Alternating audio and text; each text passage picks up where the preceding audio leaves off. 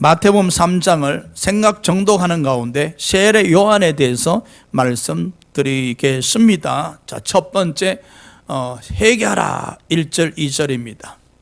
그때 세례 요한이 이르러 유대 강야에서 전파하여 말하되 회개하라 천국이 가까이 왔느니라 하였으니, 회개하라는 것은 생각을 곤치라는 것입니다. 생각의 방향을 하나님께로 바꾸라는 것입니다. 즉 우리의 생각이 세상 쪽에서 있었는데 이제 이 생각을 하나님 쪽으로 턴하라는 것입니다. 우리의 생각이 육신의 생각으로 충만했다면 우리의 생각을 예수님 쪽으로 턴하라는 것입니다. 이것이 회개입니다.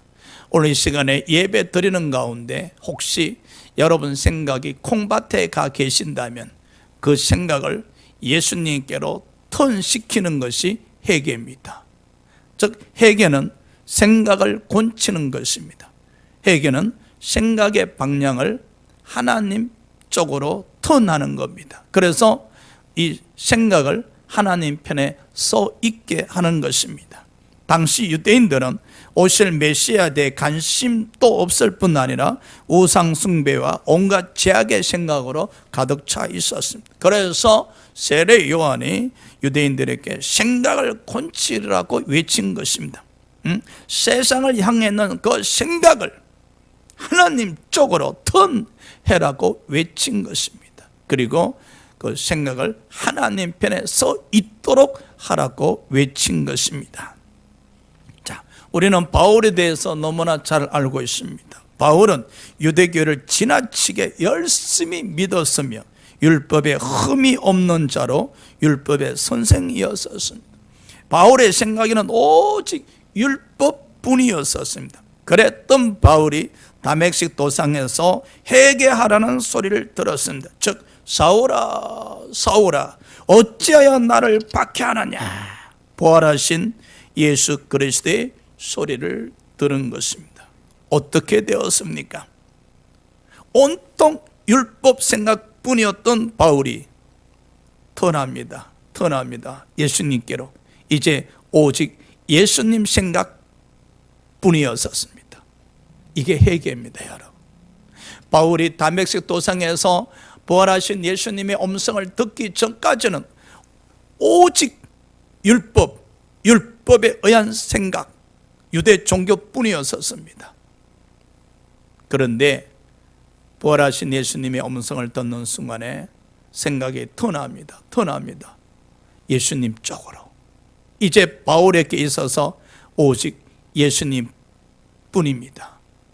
생각이 율법에서 예수님에게로 턴한 것이죠. 이것이 회개입니다. 여러분, 회개는 방향 전환입니다.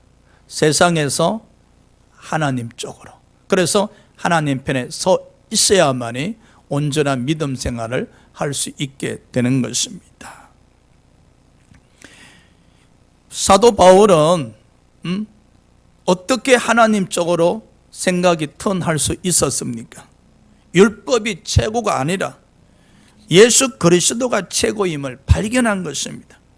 바울의 가치관이 바뀌어진 겁니다. 그래서 율법에서 예수 그리스도로 생각의 방향이 전환된 것입니다. 이 가치관의 변화, 그렇죠? 우리가 신앙생활하면서 이 가치관의 변화가 있어야 됩니다.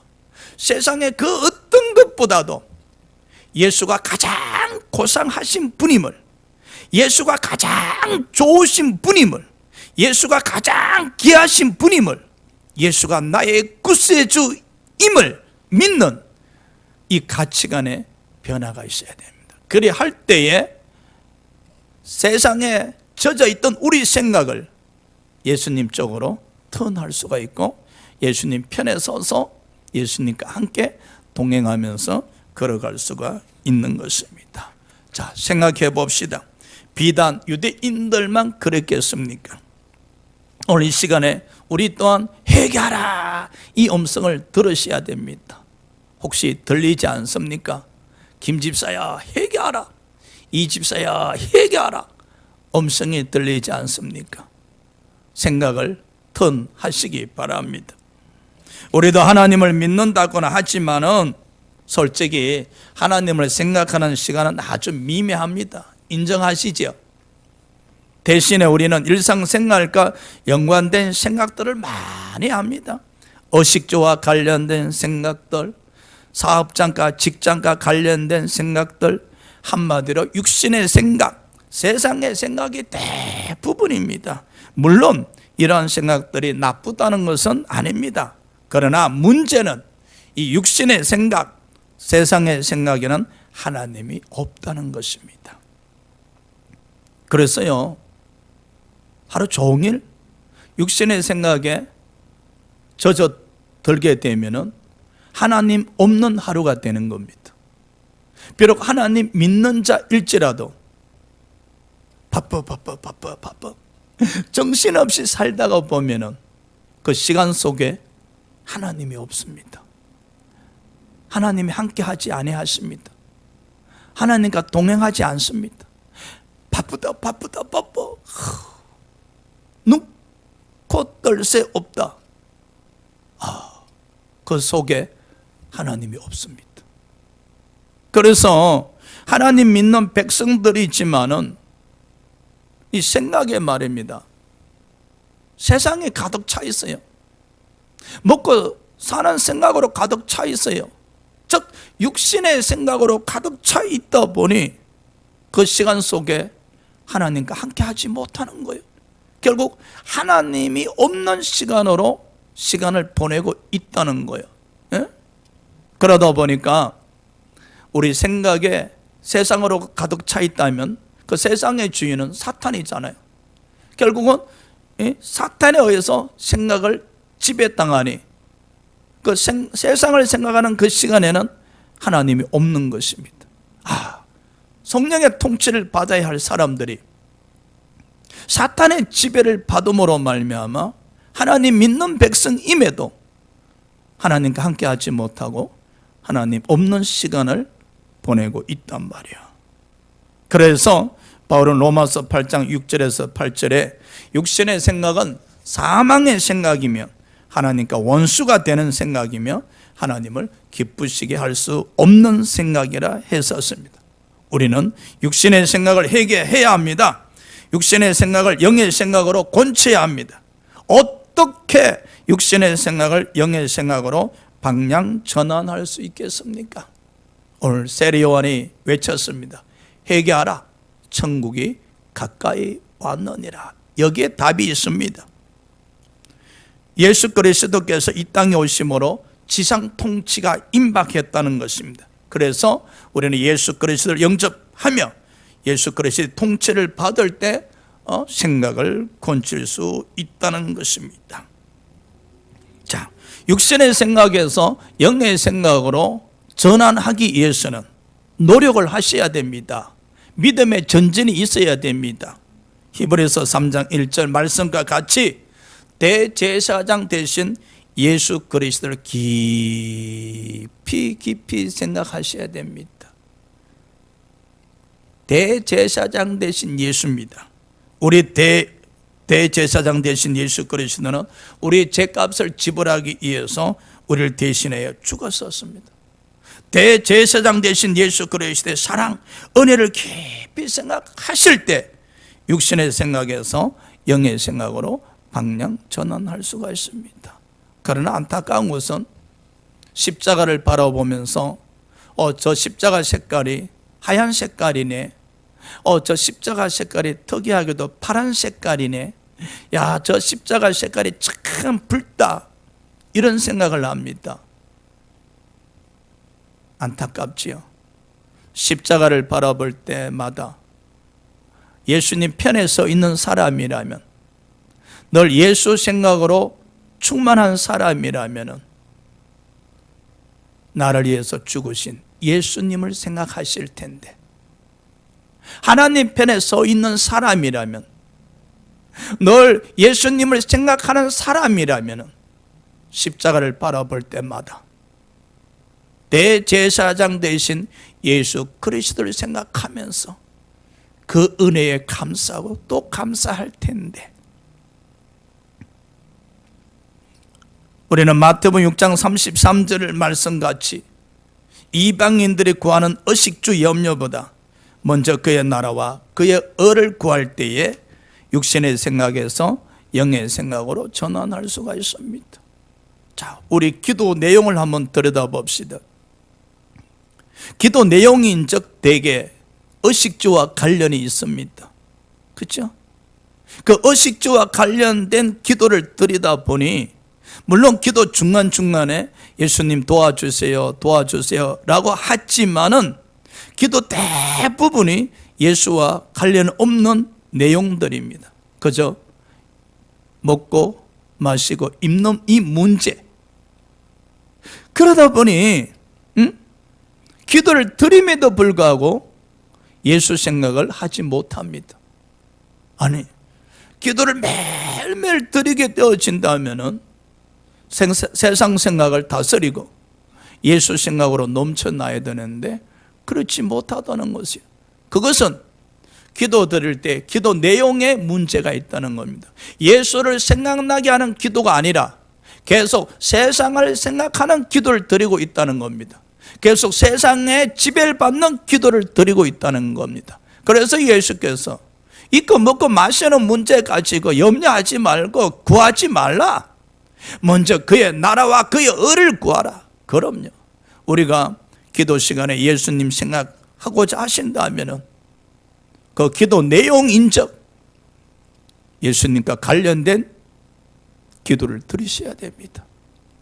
그래 할 때 기도를 통해서 세상 생활을 다스리게 되고 점점 더욱더 예수 생각으로 넘쳐날 수 있게 되어지죠. 그것이 반복되어지면은 우리 영이 힘이 있어, 우리 믿음이 힘이 있어 세상 생각을 다스리게 되어지고 그때부터 하나님 편에 서서 오직 예수님만 생각할 수 있게 되어집니다. 생각해 보십시오.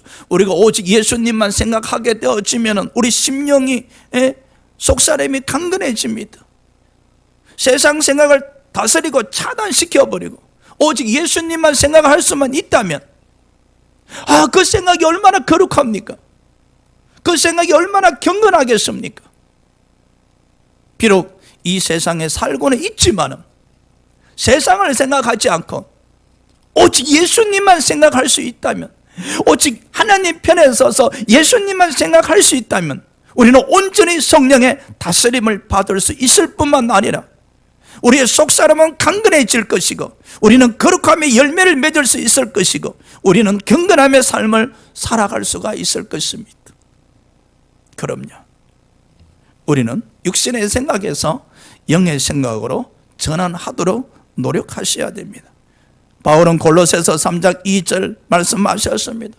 땅의 것을 구하지 말고 생각하지 말고 찾지 말고 위의 것을 생각하라. 그래서 바울은요, 비록 땅에서 살았지만 하늘의 상속자로 여기고 하늘나라에서 하나님과 함께 누릴 영광을 생각했었다는 겁니다. 바울은 땅에 살고 있었지만 그의 생각은 하늘나라에 머물러 있었습니다. 멋있습니다. 할렐루야. 얼마 전에 소천하신 이궁자 권사님이 그랬었어요. 그 권사님은 비록 땅에 머물러 있었지만 땅을 생각하지 아니고 항상 예수님 생각하며 하늘나라를 생각하셨어요. 그래서 목사님 저는 지금 죽어도 여한이 없습니다. 아버지한테 가는데. 할렐루야. 그럼요. 항상 하나님 편에 서서 예수님을 생각할 수 있다면 했어야 됩니다. 비록 이 세상에 살고 있지만 생각은 세상에 머물러 있지 않고 생각은 세상과 함께 하지 않고 이 생각이 하늘나라에 가 있다는 거예요. 하늘나라. 그래서 늘 하늘나라를 생각합니다. 아버지와 영원토록 함께 할 수 있는 하늘나라. 그것에는 눈물도 슬픔도 없는 하늘나라. 날마다 24시간 동안 예수님을 뵐 수 있는 나라. 생각만 하면 막 가슴이 막 뛰고 행복하다 그러시죠. 그럼요. 신앙생활이 여러분, 믿음이 성장한다는 증거는요, 우리 생각이 육신의 생각과 세상의 생각으로 가득 차 있었는데 이걸 차단시키고 온전히 예수님을 생각하게 된다면 이는 믿음의 성장의 증거입니다, 여러분. 그리고 우리가 늘 이런 말씀드리잖아요. 세상을 다스려야 된다. 세상을 믿음으로 이겨야 된다. 그치? 어떻게 세상을 믿음으로 이깁니까? 우리 생각에 세상 생각으로 가득 차 있단 말입니다. 그런데 믿음으로 이 세상 생각을 다스림으로 말미암아 우리 생각에 오직 예수님만 생각할 수 있게 된다면은 우리의 믿음이 세상을 이긴 겁니다. 세상을 이겼다는 것은 우리의 믿음이 사탄을 물리쳤다는 겁니다. 그래서 마음에 오직 예수님만 모시게 된다는 겁니다. 그렇죠? 마음에 오직 예수님을 모신다는 것은 생각이 오직 예수님만 생각한다는 겁니다. 오직 예수님만 생각하는 모습이 마음에 예수님을 모셨다는 것입니다. 그때 하나님이 우리 마음의 중심을 보실 때 우리를 축복하시는 겁니다. 할렐루야. 그럼요. 왜? 이 마음이 부패했잖아요. 마음이 가장 심각하고 부패한 것이라 그랬잖아. 이 부패한 마음에 우리는 오직 예수님만 모신단 말이야. 내가 마음에 예수님을 모셨는지 어떻게 하는가? 우리 생각이 항상 예수님을 생각하게 된다면 그 사람은 마음에 예수님을 모신 분이죠. 그때 하나님께서 여러분 마음을 들여다보시고 축복에 축복을, 은혜에 은혜를 더하시는 겁니다. 할렐루야.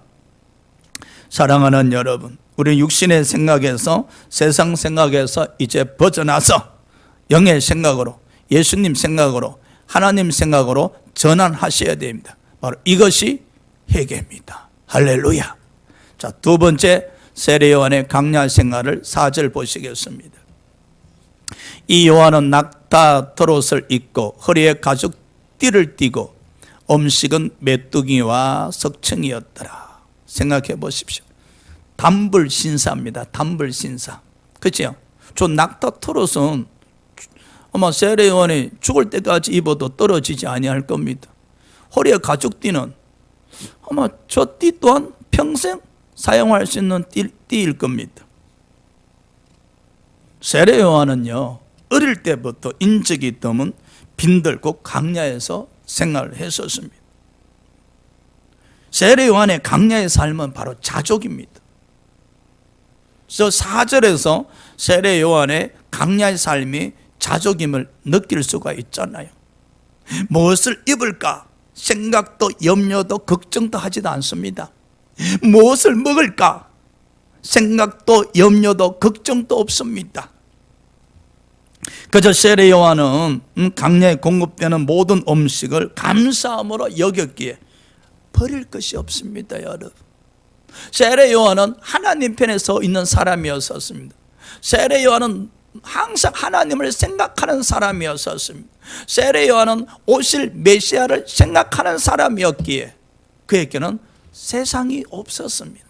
세례 요한은 비록 세상에 살고 있었지만 그에게는 세상이 없었어요.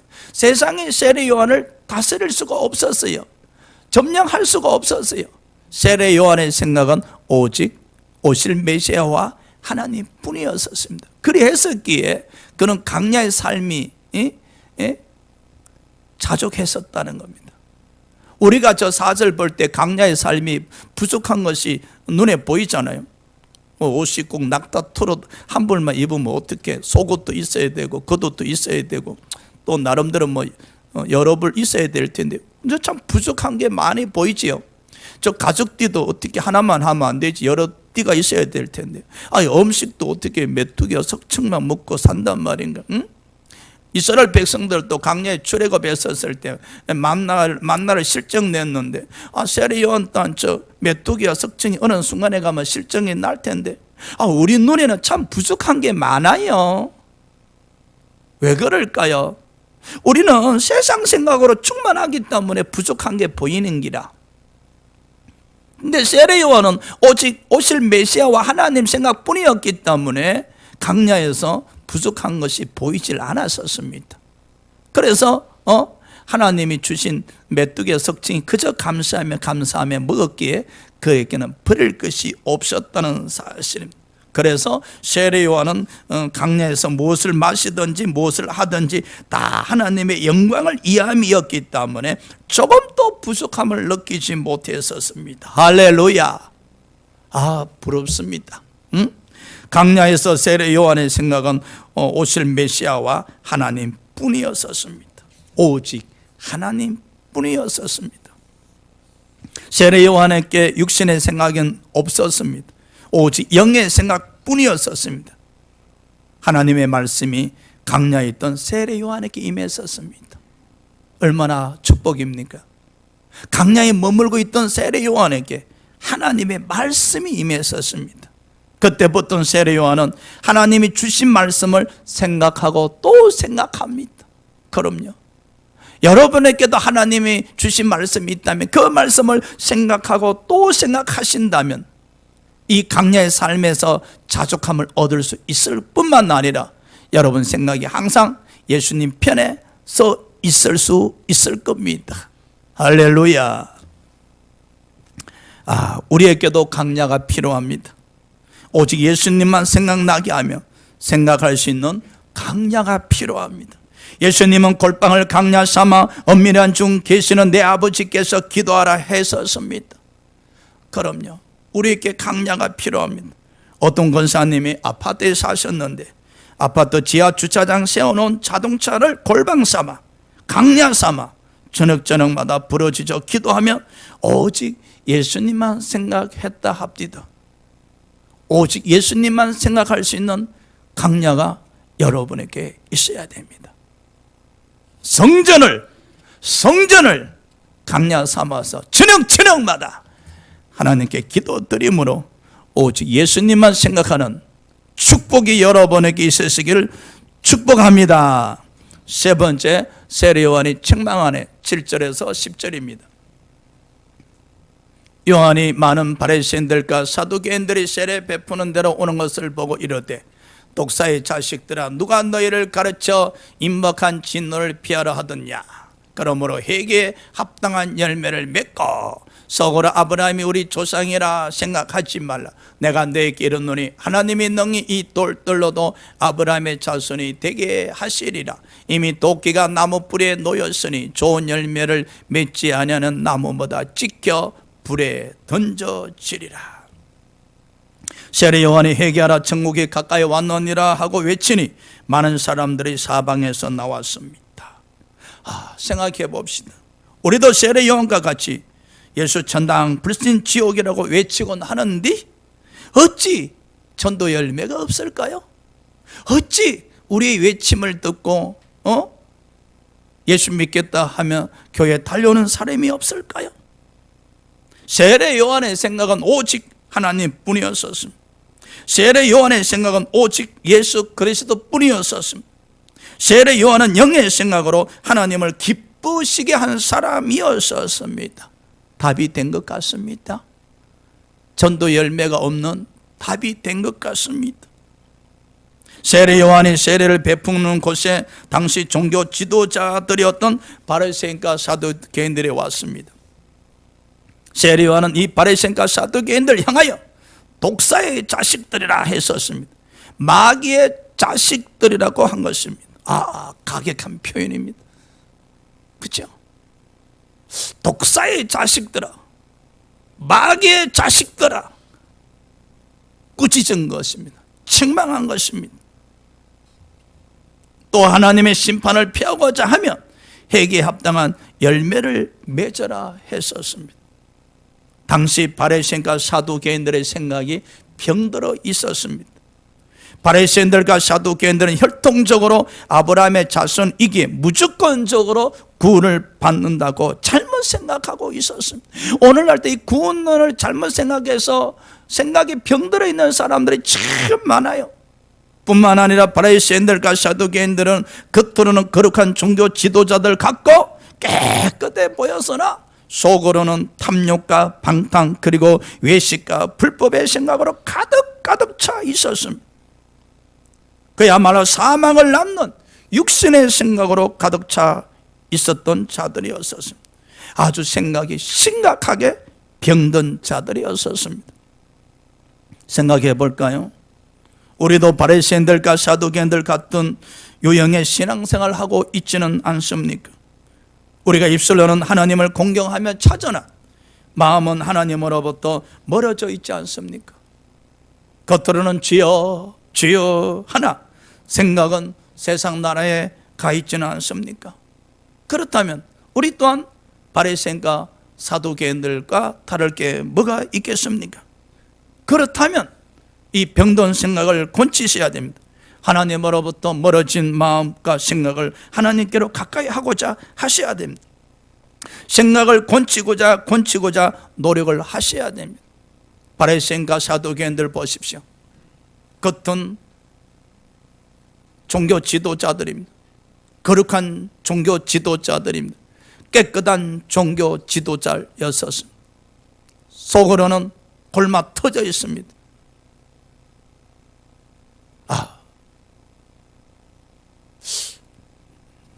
겉과 속이 너무나 다른 위선자들이었습니다. 그리고 형식주의자들이었습니다. 우리는 어떻습니까? 겉과 속이 같습니까? 겉으로는 하나님을 생각하고 속으로는 세상 생각하고 있지 않습니까? 겉과 속이 같으셔야 됩니다. 겉으로도 하나님 생각하시고 속으로도 하나님을 생각하는 신앙생활을 하셔야 됩니다. 할렐루야. 속으로도 예수님 생각하시고 겉으로도 예수님 생각하는 신앙생활을 하셔야 됩니다. 그래서 겉과 속이 같은 신앙생활, 오직 예수님 뿐인 생각을 하셔야 됩니다. 안전하서나 예수님 생각, 길을 걸어갈 때도 예수님 생각, 설거지할 때도 예수님 생각, 어떤 일을 볼 때도 예수님 생각, 무엇을 하든지 간에 오직 예수님 생각으로 밀어붙이셔야 됩니다. 그게 믿음의 힘입니다. 친구하고 수다 떨다가 보면은 예수님 생각을 놓쳐버립니다. 어찌합니까? 친구하고 한 서너 시간 수다 떨다 보니 그 서너 시간 동안 예수가 없었습니다. 그 수다 떤 그 3시간 동안은 오직 친구들 뿐이었고 그 장소에는 예수가 없었습니다. 얼마나 안타깝습니까? 그러니 어찌 전도할 수 있겠습니까? 그러니 어찌 영혼을 사랑할 수 있겠습니까? 오직 예수 말입니다. 이 세상 생각을 다스리셔야 됩니다. 이제 세상 생각을 다스리고 오직 예수님만 생각하고자, 오직 예수님만 생각하고자 경건한 삶, 거룩한 삶을 살고자 하셔야 됩니다. 그래서 길을 걸어갈 때도 여러분 좋아하는 성경 구절을 되새김질 하시기 바랍니다. 전철을 타고 가실 때도 여러분이 좋아하는 성경을 구절을 되새김질 하시기 바랍니다. 그 말씀 되새김질을 통해서 오직 예수님 생각하고자, 오직 예수님 생각하고자 노력하실 때 어느 순간에 이르렀을 때 육신의 생각에서 영의 생각으로 전환되어 있음을 여러분이 발견할 수 있을 겁니다. 할렐루야. 네 번째로 세례 요한이 예수님을 소개하네요. 11절에서 12절입니다. 나는 너희로 회개하기 위하여 물로 세례를 베풀구니와. 회개의 정표로 세례를 베푼 겁니다. 내 뒤에 오시는 이는 나보다 능력이 많으시니 나는 그의 신을 들기도 감당치 못하겠네. 이 당시에 종들이 주인의 샌달을 신겨주기도 하고 들고 다니기도 했었어요. 그는 성령과 불로 너희에게 세례를 베푸실 것이요 손에 키를 들고 자기 타작 마당을 정하게 하사 알곡은 모아 곡간에 들이고 쭉정이는 꺼지지 않는 불에 태우시리라. 세례 요한이 심판주 대신 예수 그리스도를 소개하는 장면입니다. 세례 요한은 사방에서 모여드는 사람들에게 예수를 소개했습니다. 예수께서 자신보다 능력이 많으신 분이라고 소개했습니다. 세례 요한은 자신은 물로 세례를 베푸나 예수 그리스도는 성령과 불로 세례를 베푸실 것이라고 소개했습니다. 예수 그리스도는 죽정에는 불에 태우시고 알곡은 곳간에 들이시는 심판주라고 소개했었습니다. 우리도 예수 그리스도를 소개해야 합니다. 그래서 예수 그리스도를 알아야 합니다. 시골에 가니까 알아야 면장짓도 한다 그러지 않습니까? 면장짓을 하려면 알아야 돼요. 예? 뭘 하려면 아셔야 돼요. 예수님을 소개하고자 하시려면 예수에 대해서 아셔야 돼요. 그래서 바울은 에베소서 1장 18절 에베소 성도들을 위해서 기도를 드렸는데 그들에게 성령을 주사 하나님을 알게 해달라고 기도했었습니다. 저도 저녁마다 기도 드릴 때 이 기도 드립니다. 아버지, 하나님을 알 수 있도록 성령님 역사하여 주시옵소서. 성령 충만케 하셔서 하나님을 더욱더 알게 하여 주시옵소서. 사도행전과 누가복음 보면요, 누가가 데오빌로에게 편지를 써보내는데 이런 이야기하죠. 데오빌로요, 그대가 이미 예수에 대해서 알고 있지만은 더 확실히 알게 하기 위해서 편지를 보내노라. 할렐루야. 그럼요. 우리는요, 지식적으로 예수님 아는 것도 중요하지만 여러분이 지식적으로 통해서 알고 있는 그 예수님을 성령의 역사하심으로 만남이 있어야 됩니다. 할렐루야. 지식적으로 알고 계신 그 예수님을 성령님을 통해서 만남이 이루어진다면 그 말씀을 더욱더 깊이 알게 되는 축복을 받을 텐데 말입니다. 그래서 여러분, 기도 드릴 때마다 주여 저에게 성령을 주사 하나님을 알게 해달라고 하셔야 됩니다. 우리 가정에, 우리 가족들에게 성령님을 주셔서 예수님을 알게 해달라고 기도하셔야 됩니다. 그리고 우리 성도님들 위해서도 성령을 주사 성도님들로 하여금 더욱더 예수님을 알게 해달라고 기도하셔야 됩니다.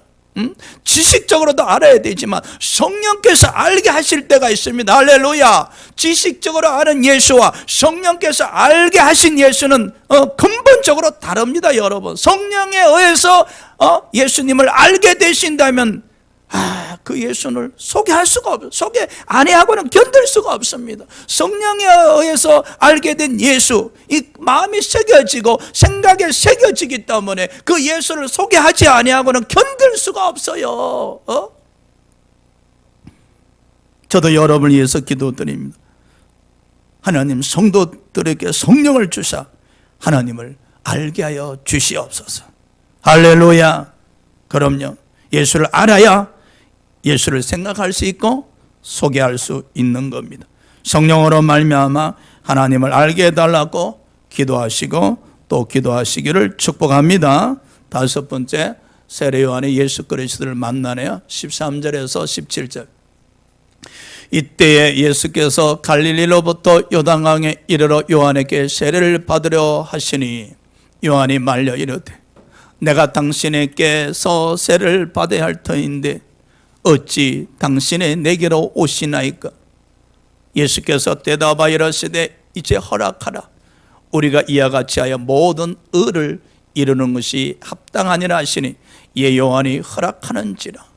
예수께서 세례를 받으시고 건물에서 올라오실새 하늘이 열리시네요.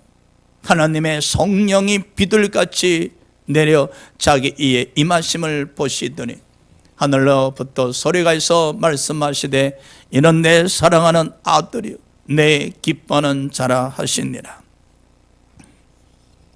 세례 요한이 세례 베푸는 요단강에 예수께서 세례 받기 위해서 오셨습니다. 세례 요한이 예수께 세례를 베푸니 놀라운 일이 일어났었습니다.